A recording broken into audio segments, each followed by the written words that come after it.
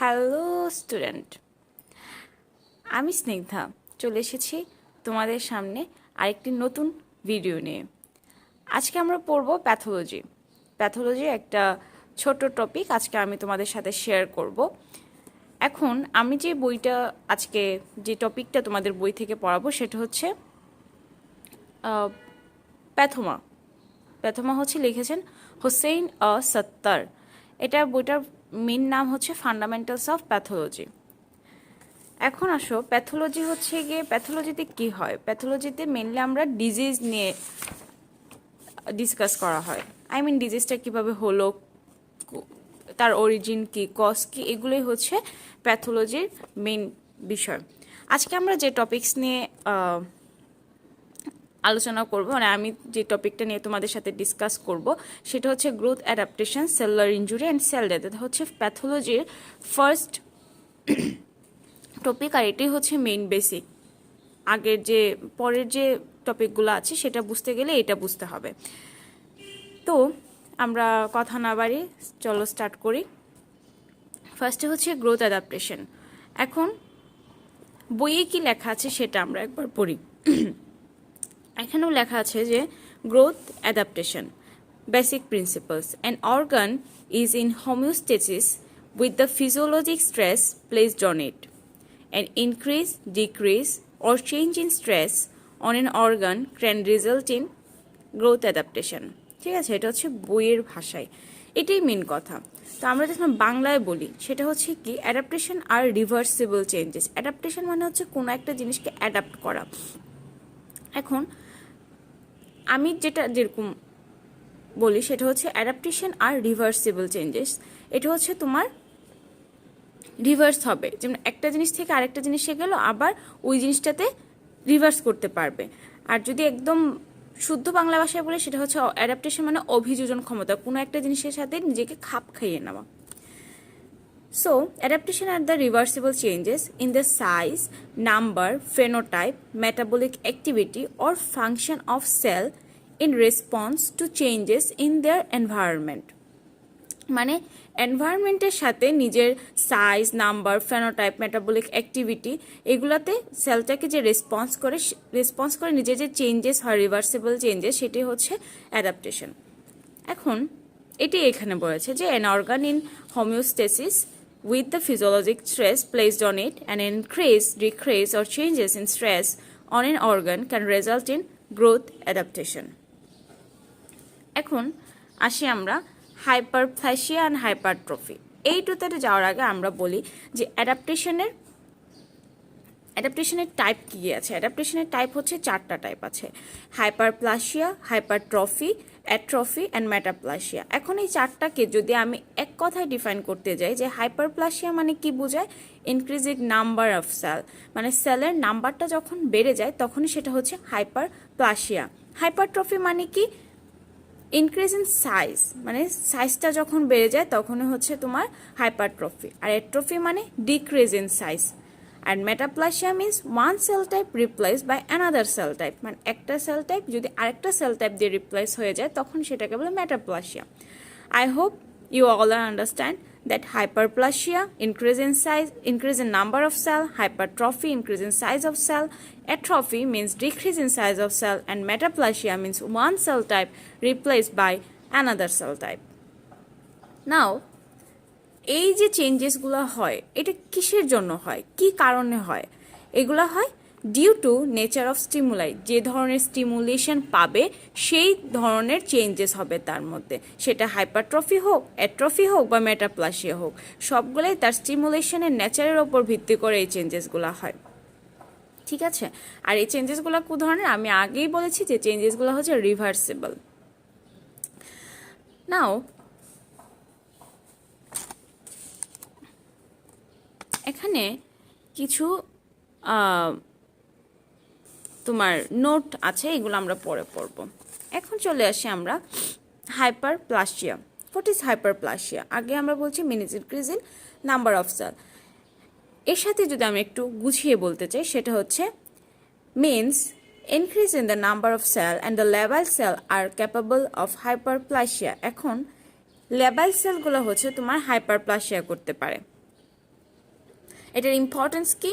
Pathological hyperplasia constitutes of fertile soil for malignant transformation. এটা থেকে malignant transformation হয়। এই হাইপারপ্লাসিয়াল প্যাথোলজিক্যাল হাইপারপ্লাসিয়া হচ্ছে তোমার ম্যালিগন্যান্ট ট্রান্সফরমেশন করে। লাইক ডাব্লিউবিসি হাইপারপ্লাসিয়া মে কজেস লিউকেমিয়া। ঠিক আছে, ডাব্লিউবিসি যদি খুব বেশি বেড়ে যায় তাইলে কি হবে? তোমার লিউকেমিয়া হবে। আর লিউকেমিয়া হচ্ছে এক ধরনের ম্যালিগন্যান্ট কন্ডিশন। এখন চলে আসি, এটা তো আমি মুখে বললাম, এখন বইয়ে কি বলে? বই হচ্ছে গিয়ে বলছে an increase in stress leads to an increase in organ size.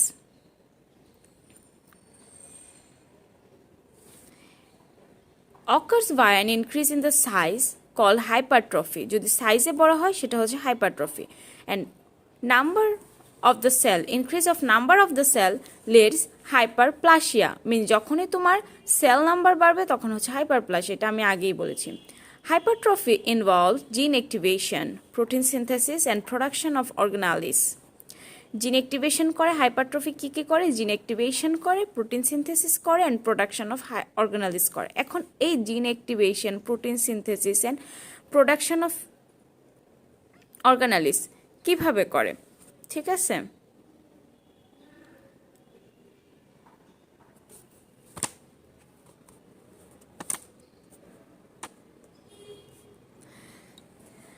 এখন জিন অ্যাক্টিভেশনটা কিভাবে করে আমরা এখানে দেখি।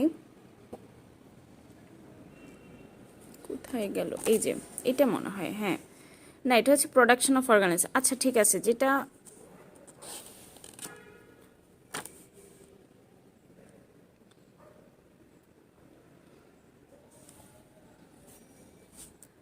এই যে হ্যাঁ এখানেই আছে জিন অ্যাক্টিভেশন। এই যে জিন অ্যাক্টিভেশন কি? সাইটোস্কেলেটন কি করে আমরা ফার্স্টে জানি। এই যে এখন এই মেকানিজমটা আমরা একটু দেখি।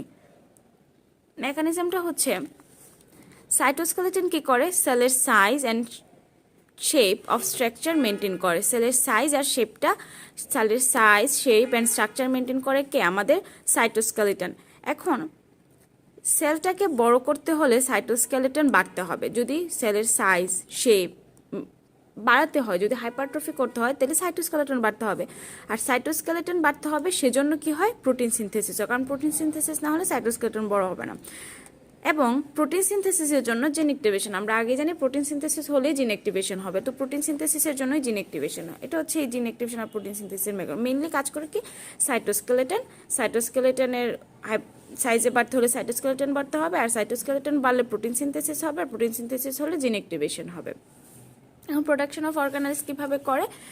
প্রোডাকশন অফ হচ্ছে সেলের সাইজ বড় হলে ফাংশন বাড়বে, তখন সেলের এটিপি অ্যামাউন্ট বেড়ে যাবে। মানে যদি সেলের সাইজ বড় হয় তাহলে কি হবে? ফাংশন বাড়বে, আর ফাংশন হলে এটিপির প্রয়োজন হবে। এই এটিপি বাড়ার কারণে কি হবে? মাইটোকন্ড্রিয়া আর অন্যান্য কাজের জন্য অর্গানালিজ দরকার। কারণ এটিপি প্রোডাকশন করার জন্য যে যে অর্গানালিজ দরকার, মাইটোকন্ড্রিয়া তো মেইন হচ্ছে power house of the cell, ATP মানে তৈরি করে, সাথে অন্যান্য অর্গানালিজও দরকার হবে। এই অন্যান্য অর্গানালিজগুলো দরকার হলে প্রোডাকশন করতে হবে, তখনই হবে প্রোডাকশন অফ অর্গানালিজ। আই হোপ আমি এই তিনটা জিনিস আপনাদের বোঝাতে পেরেছি তোমাদেরকে, যে জিন অ্যাক্টিভেশন কীভাবে হয়, প্রোটিন সিনথেসিস কীভাবে হয়, আর প্রোডাকশন কীভাবে হয়। এটাগুলো হাইপারট্রফির মেকানিজম। পরে কি বলেছে? Third point, hyperplasia involve production of new cell from stem cell. Stem cell থেকে নিউ সেল প্রোডাকশন, এটা আমরা আগেই দেখেছি। Hyperplasia and hypertrophy generally occur together uterus during pregnancy. দেখো এখন যে জিনিসটা প্রেগনেন্সির ক্ষেত্রে ইউটেরাস বড় হয়, তো সেখানে কি হয়? সেলও বাড়ে, সাইজও বাড়ে। সেজন্য বলছে হাইপারপ্লাসিয়া অ্যান্ড হাইপারট্রফি দুইটি একসাথে হয়, জেনারেলি অকার টুগেদার। নর্মালি এটা ফিজিওলজিক কন্ডিশন। ইউটেরাস প্রেগনেন্সির সময় ইউটেরাস বড় হবে, এটা তো ফিজিওলজিক কন্ডিশন। সেই ক্ষেত্রে দুইটা একসাথে হবে, সেটা হচ্ছে ইউটেরাস ডিউরিং প্রেগনেন্সি। আর আছে পার্মানেন্ট টিস্যু। পার্মানেন্ট টিস্যুতে কি হয়? Cardiac muscle, skeletal muscle and nerve. এখন কি হয়? However can not make new cell and undergo hypertrophy only. ঠিক আছে, এখন কি হচ্ছে এখানে? কি বলেছে? বলেছে যে হাইপারট্রফি, এই যে পার্মানেন্ট টিস্যুতে স্টেম সেল থাকে না, মানে তোমার নিউ সেল তৈরি করতে পারে না। পার্মানেন্ট টিস্যু কি কি আছে এখানে? Cardiac muscle, skeletal muscle and nerve. এই তিনটাতে তোমার নিউ সেল তৈরি করতে পারে না, সেজন্যই কি হয়, হাইপারট্রফি হয় শুধু। এখন নিউ সেল কেন তৈরি করতে পারে না? অবশ্যই তোমাদের মনে কোয়েশ্চেন আসছে, কারণ তাদের স্টেম সেল নেই। আমরা এখানে আগের পয়েন্টে দেখেছি যে বলেছে hyperplasia involves production of new cell from stem cell. Stem cell থেকে নিউ সেল হয়। এখন যদি টিস্যুর স্টেম সেলই না থাকে তাহলে কিভাবে নিউ সেল হবে? তাহলে তো তোমার নিউ সেল না থাকলে হাইপারপ্লাসিয়া হবে না। সেজন্য বলছে যে যেহেতু পার্মানেন্ট টিস্যুতে স্টেম সেল নাই, সেহেতু এখানে শুধু হাইপারট্রফি হবে, not hyperplasia. For example, cardiac myocytes undergo hypertrophy, not hyperplasia, in response to systemic hypertension. Systemic hypertension কি হয়? হাইপারট্রফি হয়, হাইপারপ্লাসিয়া হয় না। ঠিক আছে, এখন বলছে ফিগার 1.1। এখন আমরা ফিগারটা একটু দেখি, তাহলে ক্লিয়ার হবে। এই যে এখানে দেখো, কার্ডিয়াক মাসেলে তোমার সিস্টেমিক হাইপারটেনশনে কি হয়েছে, হাইপারট্রফি হয়েছে, হাইপারপ্লাসিয়া হয়নি। এটাই এখানে দেখিয়েছে। এই যে জিনিসটা বড় হয়ে গেছে। হাইপারট্রফি মানে তো ইনক্রিজ হয়ে যাওয়া, বড় হয়ে যাওয়া সাইজে, সেটাই এখানে বলছে। এখন হচ্ছে যে পার্মানেন্ট টিস্যু কার্ডিয়াক মাসেল। এখন কার্ডিয়াক মাসেলে কি হয়, হাইপারট্রফি হয়। এটা কিভাবে হয়? Hypertrophy May can ochre A number of cardiovascular disease, a few condition producing left ventricular hypertrophy। দুইটা কারণে হয়, সিস্টেমিক হাইপারটেনশন আর হচ্ছে এওরটিক ভালভ ডিজিজ। দুইটা কারণে লেফট ভেন্ট্রিকুলার হাইপারট্রফি হতে পারে। একটা হচ্ছে সিস্টেমিক হাইপারটেনশন আর একটা হচ্ছে এওরটিক ভালভ ডিজিজ। এটা কি করতে পারে, কার্ডিওভাস্কুলার ডিজিজও করতে পারে। এটাই আমরা আগে ফিগারে দেখেছি যে লেফট ভেন্ট্রিকুলার হাইপারট্রফি হয়েছে। এই যে লেফট ভেন্ট্রিকুলটা সাইজে বড় হয়ে গেছে, সেজন্য এটাকে বলছে লেফট ভেন্ট্রিকুলার হাইপারট্রফি।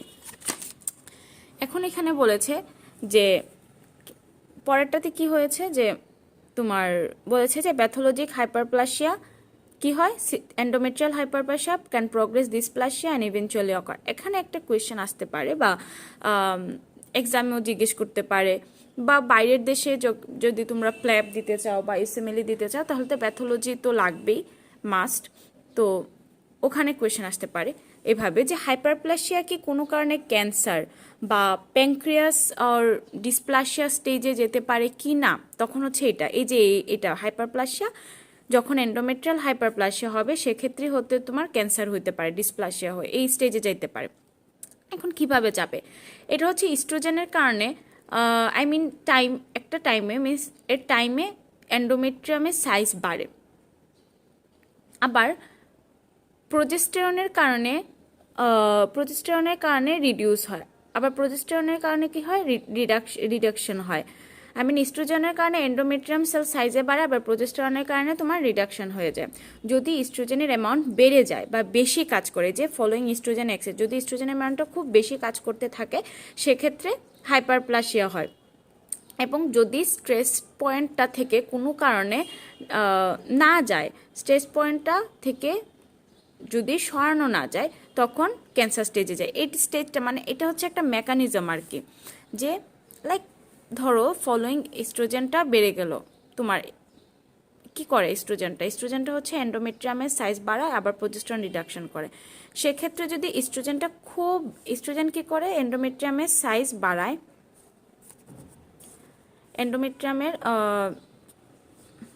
এন্ডোমেট্রিয়ামের সাইজ বাড়ায় আর প্রজেস্টেরন হচ্ছে কমায়। এক্ষেত্রে যদি এস্ট্রোজেন যদি খুব বেশি পরিমাণে বেড়ে গেল, সেক্ষেত্রে কি হয়, এখন কি হবে, এটা একটা স্ট্রেস পয়েন্ট থাকে, যে এই পয়েন্টটা থেকে যদি ইস্ট্রোজেনটা ধরো ক্যান্সারে যাবে, এখন ক্যান্সার তো হুট করে হয়ে যাবে না, একটা পয়েন্ট আছে, সেই পয়েন্টটা যতক্ষণ পর্যন্ত না ক্রস করে ততক্ষণ পর্যন্ত ক্যান্সার হয় না। এখন এই পয়েন্টটাকে বলে স্ট্রেস পয়েন্ট। এখন এই স্ট্রেস পয়েন্টটার থেকে যদি কোনো কারণে ক্রস করে চলে যায়, এটা থেকে যদি কোনো কারণে ডিসক্রিজ না করা যায় ইস্ট্রোজেনটাকে, সেক্ষেত্রে ক্যান্সার স্টেজে চলে যাবে। তখনই হবে তোমার ইভেনচুয়ালি ক্যান্সারে টার্ন নিবে এই হাইপারপ্লাসিয়াটা। এটা খুবই হাই হেলথ একটা টপিক। এটা বাইরের কান্ট্রিগুলোতে এক্সাম দিতে গেলেও লাগে, প্লাস বোর্ড এক্সামগুলোতেও, তোমার প্যাথোলজিতে যখন ভাইবা কোয়েশ্চেন বা প্রফে, এই টপিকগুলো খুবই ইম্পর্ট্যান্ট। এখন হচ্ছে এখানে বলেছে এ নোটেবল এক্সেপশন, এখানে সব কিছুর একটা হয় আবার হয় না এরকম একটা টাইপ আছে, তো এখানেও একটা এক্সেপশন আছে, সেটা হচ্ছে বিনাইন প্রোস্টেটিক হাইপারপ্লাসিয়া। এখন বিনাইন প্রোস্টেটিক হাইপারপ্লাসিয়া কি হয়, হাইপারপ্লাসিয়া হয় বাট এখানে প্রোস্টেট ক্যান্সার রিস্ক থাকে না। কারণ কি হয়, মেলের কি হয়, প্রোস্টেট বড় হয়ে যাওয়াটা হচ্ছে বিনাইন, মানে কি মেলের বিনাইন মানে হচ্ছে বড়, ঠিক আছে। বিনাইন প্রোস্টেটিক হাইপারপ্লাসিয়া মানে হচ্ছে প্রোস্টেট বড় হয়ে যাওয়া, আই মিন কিন্তু বিনাইন কেন, এখানে বিনাইন কেন বলছে, কারণ এই ধরনের হাইপারপ্লাসিয়া কখনো ক্যান্সার স্টেজে যায় না, মানে বা যাওয়ার কোনো চান্স নেই, সেজন্যই বলছে এখানে বিনাইন। প্রোস্টেটিক হাইপারপ্লাসিয়া মানে কি প্রোস্টেটের সেল বড় হয়ে যাওয়া বা প্রোস্টেটটা বড় হওয়া, কিন্তু যদি বিনাইন কেন বলছে, কারণ এটা কখনো ক্যান্সার স্টেজে যায় না, সেজন্য বলছে এখানে বিনাইন প্রোস্টেটিক হাইপারপ্লাসিয়া।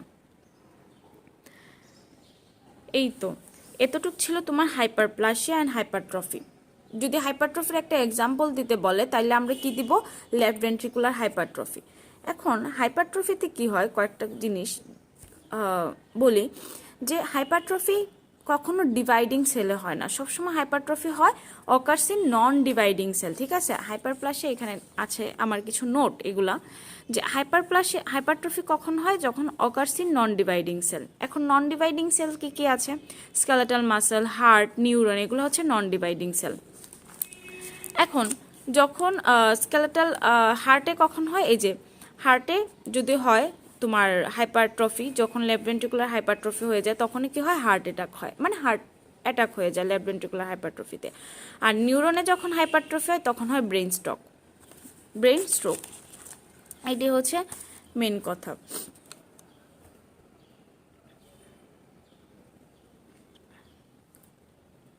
এখন যে নেক্সট টপিক সেটা হচ্ছে আমাদের অ্যাট্রফি।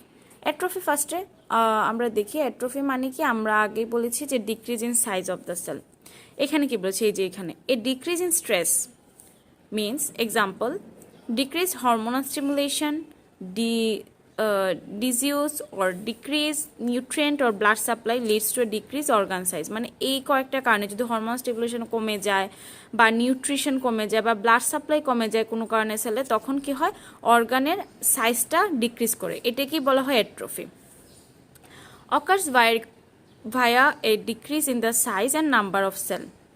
যদি সাইজ আর নাম্বার অফ সেল কমে তখনও তোমার সাইজটা কমতে পারে, এটাকেও অ্যাট্রফি বলা হয়।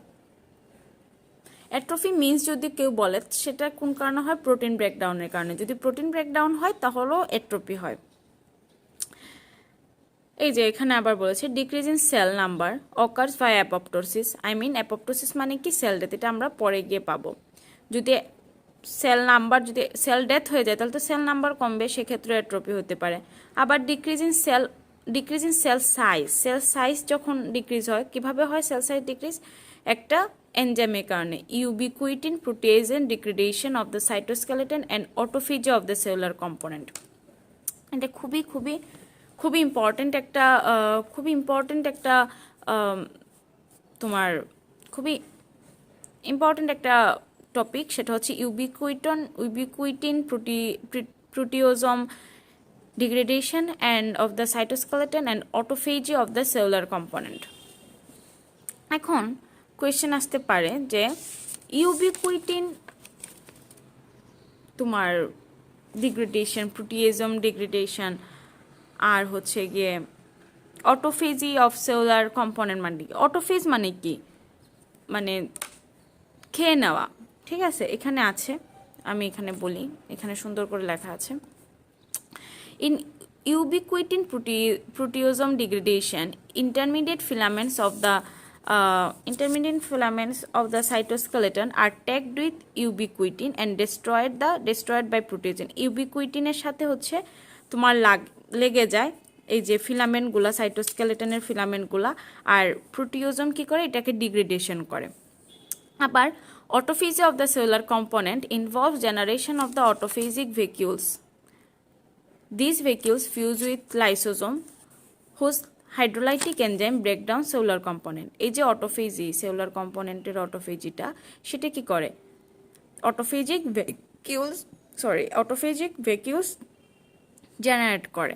আর অটোফেজি ভেহিকলস যখন জেনারেট করে তখন এই ভেহিকলসে কী করে, লাইসোজোমের সাথে ফিউজ হয়ে হাইড্রোলাইটিক এনজাইম রিলিজ করে। এই হাইড্রোলাইটিক এনজাইমগুলো কী করে, সেলুলার কম্পোনেন্ট ব্রেকডাউন করে। তো আমরা আগে দেখেছি দুইটা কারণে সেলুলার কম্পোনেন্ট ব্রেকডাউন হচ্ছে। আর সেলুলার কম্পোনেন্ট যখন ব্রেকডাউন হচ্ছে তখনই সেল সাইজে ডিক্রিজ হচ্ছে। আর সেল সাইজ ডিক্রিজ হওয়া মানে কি, তোমার অ্যাট্রফি হওয়া, এটাই অ্যাট্রফি। তো আমরা এটি এখন অ্যাট্রফিতে physiologic and pathologic.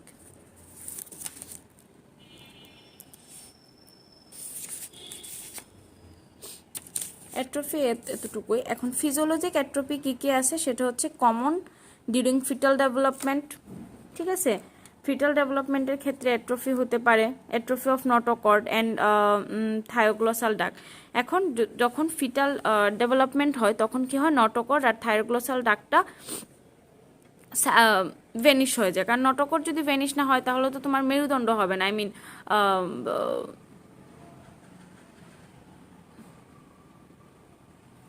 Notochord vanish হয়ে কি হয়, atrophy of notochord and thyroglossal duct. আর অ্যাট্রফি অফ গোনাড আফটার মেনোপোজের পরে অ্যাট্রফি হয়। And brain with aging of senile atrophy. এই ব্রেইনে কি হয়, এইজিংয়ের সাথে সাথে ব্রেইনটা আস্তে আস্তে অ্যাট্রফি হয়ে যায়, সাইজে ছোট হয়, সেটাকে বলা হয় সেনাইল অ্যাট্রফি। এতটুকুই ছিল আজকে আমাদের hyperplasia, hypertrophy and atrophy. Next ক্লাসে আমরা বাকি কয়েকটা টপিক সেগুলো আমরা ডিসকাস করব। সো আজকে এতটুকুই।